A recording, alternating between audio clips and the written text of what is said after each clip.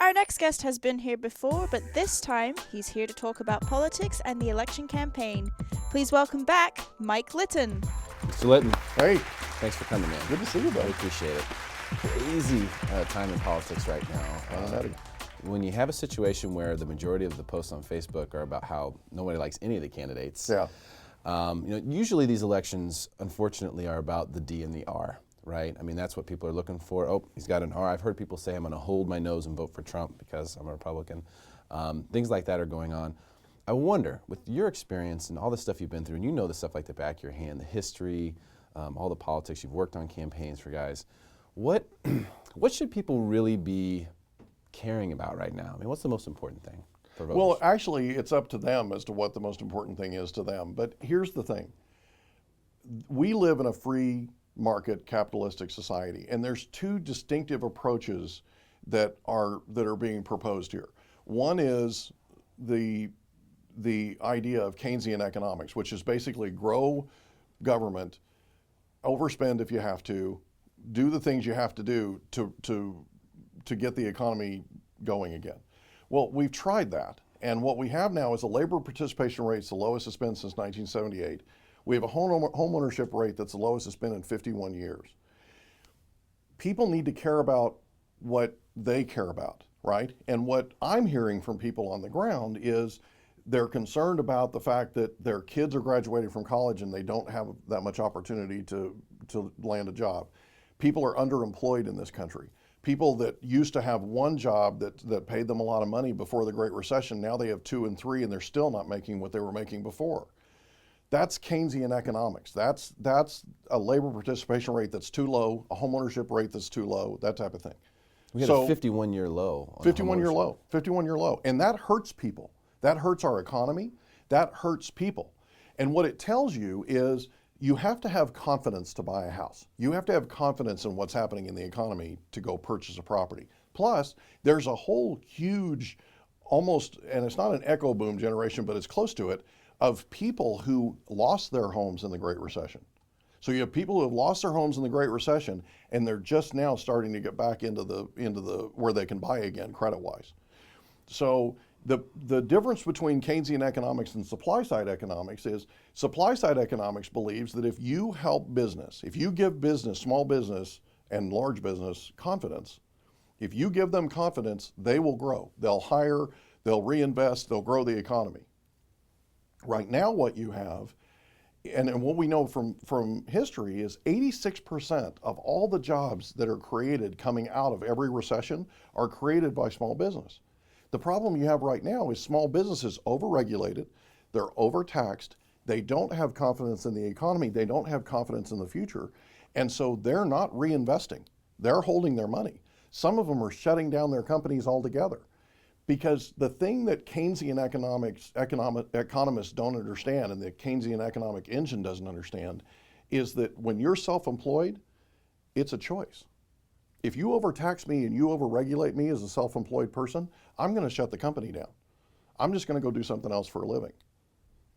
I get offered jobs every day, and I don't want to do that. I don't want to go out and shut my company down and go out and take a job. I'll do it if I have to. I'll do it if I get overtaxed or overregulated. Supply-side economics believes that if you give small business the incentive and give small business the confidence to go out and reinvest and build, they'll hire people. They'll reinvest. And when 86% of our jobs come from small business, you've got to take care of small business. The other thing you've got to do is you've got to take care of real estate. 74% of this nation's net worth, according to most of the economists on Wall Street, is real estate. So if you take care of your real estate, you take care of the economy. So what you're saying is macroeconomics is the number one priority for the nation. Is that what you believe? It's what they feel. What I'm hearing so far is people are feeling, they're being told one narrative, right? They're being told by the current administration, and this isn't a political thing, they're just being told by the current administration, who is tooting their own horn because nobody else will, right? That we are at all-time lows in terms of employment, but our labor participation rate is at a lowest it's been since 1978. When you start looking at the actual fundamentals, people don't feel what the narrative's telling them. They understand feel that. like they're being sold a bill of goods. I feel that way. I mean, personally, I see $20 trillion in debt. And I don't think the average person can fathom $1 trillion, how much that is. We talk about 20 trillion. I'm personally a fan of Trump. I'm voting for Trump because of the economic reality that, I like the idea of a guy who has created jobs, who knows what that's like, who knows how to build a business and how to run a P&L, a balance sheet, for goodness sakes. I just feel like our country's balance sheet is out of control. So that's why I'm in the Trump camp. But I know a lot of the traditional Republican voters don't like Trump. And he probably, in the general election, what do you think? In the general election, does he have a chance? I think he's got a chance. My concern, here's the biggest thing that I think needs to happen with Trump. There were those 50 national security advisors that wrote that letter.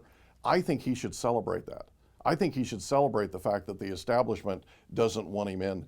I think he should celebrate the fact that Romney and a lot of these other people, Jeb Bush, the Bushes, that type of thing, that they don't want him in.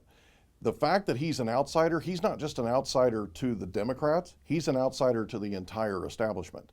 And I'm going to be honest with you, he's the kind of establishment shakeup that we need, I think. I'm voting for him too. I don't like everything that he says, but I like what he does. And I like the way that he thinks. I don't believe in everything that he believes in, but I believe in more of what he believes in and espouses than the other side, than the other option. Okay, yeah, I can see that. That makes a lot of sense. A lot of things are happening. I think people have sort of lost where the conversation is going, but these presidential debates coming up, these are going to be something. Yeah, should be really interesting. I mean, I cannot Should be wait. really interesting. I will be live tweeting, by the way, and I don't ever tweet, but I'll be tweeting during the debates. So macroeconomics is huge right now, but a lot of people, and you never know what the media is saying, whether it's true or not, or these talking heads that are on TV, what they're saying, whether it's true or not, but a lot of the people, even the people, if you watch Fox News, for example, will say that Trump doesn't stand a chance in the general election. And then there are other people, there are voters out there who believe that their vote doesn't matter because of the Electoral College. Can you explain how that works for us? Yeah, here's the thing. I think it's incredibly dangerous for people to feel like that their vote doesn't count, because their vote really does count. Yes, the president is not elected by popular vote, but it's important that people understand that they need to have a voice. They need to cast their vote. My dad, you and I talked about this the other day, my dad has written Ross Perot in on every single presidential election ballot since 1992. And I've tried to explain to him that he's sort of almost wasting his vote, but that's the only person that he really wants to be president. And it's interesting that Ross Perot had one thing in particular that appealed to my dad, and that was common sense. Ross Perot used to go on Larry King Live, and he used to talk to the nation. And I didn't know my dad even watched Larry King Live, but he made sense to my dad. He explained to my dad how economics works. He explained to my dad how taxes work. He explained to my dad how regulation works. And I think that Trump is the new Ross Perot. I just think Trump needs to be more specific. He needs to take more time, and he needs to explain and educate the American people on exactly what it is that cutting regulation will do, on what cutting taxes will do, on what a supply side approach to this economy will actually do.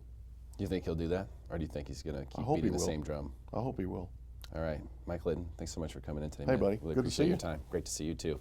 Stick around for more Smarter San Diego TV, where we guarantee to make you smarter than everyone else, commercial free.